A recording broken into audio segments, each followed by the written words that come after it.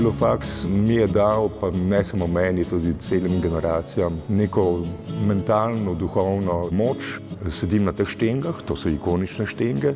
Spominjam se predvsem tega, da se veliko filofaksa ni zgodilo na filofaksu. Od študija na Filozofski fakulteti sem odnesel ljubezen do leposlovja, sposobnost kritičnega razmišljanja in tovornjak čudovitih spominov. Eden lepših je zagotovo, ker sem nadebudna mlada študentka vstopila v kabinet profesorja Borisa Novaka s takim debelim fasciklom pesmi, 60 je bilo v moje. In on je to prebral. Imela sem to srečo, da sem imela v letniku sošolce, neko skupino ljudi, ki se mi je vedno zdela pametnejša od mene in zato sem še več brala. Ena res tistih največjih prednosti filofaksa je v tem, da je pod eno streho zbranih toliko ljudi s toliko različnimi zanimanji. V bistvu se je meni na filofaksu odprl svet.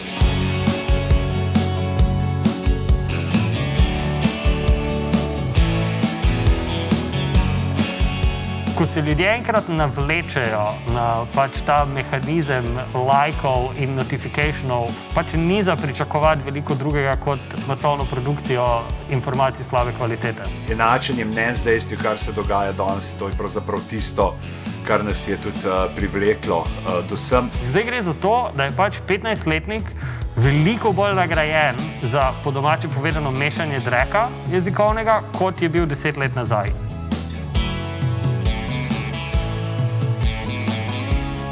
Če je namen našega študija v tem, da potem znamo tudi v praksi zahtevati drugačne stvari, moramo razumeti, kako do nekih slabih vzorcev v družbi prihaja. Način, kako vlade po svetu v času pandemije komunicirajo s svojimi državljani, je lep primer tega, kako zelo pomembna je strokovno načrtovana, premišljena in predvsem empatična komunikacija.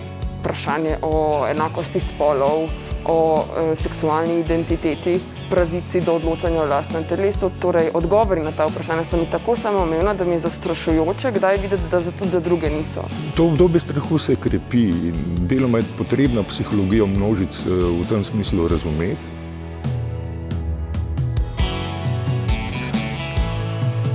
Živimo v enem hiperpovezanem svetu, kjer redko kakšna stvar stane skrita. Mislim, da gre bolj za problem, da se odločimo, da določenih tematik sploh ne obravnavamo in jih postavimo nekam na stran. Globalna destabilizacija podnebja. Jaz sem v osnovni šoli poslušal, da v srednji šoli smo gledali dokumentarce o tem, kako gre vse narobe in 20 let se ni nič zgodilo. Najbolj pereča se mi zdi seveda ta samorefleksija človeštva, definitivno, ker je človeštvo preveč ošabno, da ne rečem tudi preveč sebično. V resnici je All Lives Matter tako, kakor s hišo, ki v bistvu gori in kličeš gasilce, potem pa se tvoji sosedje, ki imajo hišo, ki ni prišla v stik z ognjem, derajo, vse hiše so pomembne.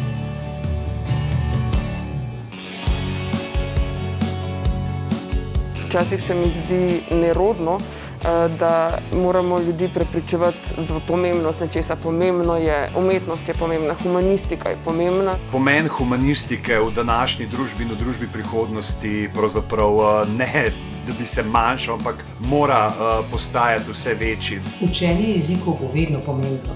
Če kdajkoli, potem je danes nujno, da si prizadevamo razumeti drugega. Tukaj bi v bistvu čisto vse znanstvene panoge postavil v isti red, po pomembnosti. Humanistika seveda je ful pomembna, predvsem zaradi gojenja kritične misli in zato, da se razkrinka zablode človeštva.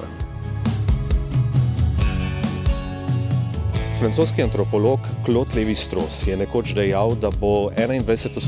stoletje humanistike ali pa ga sploh ne bo. V današnji družbi je humanistika luč, ki prižiga nov dan.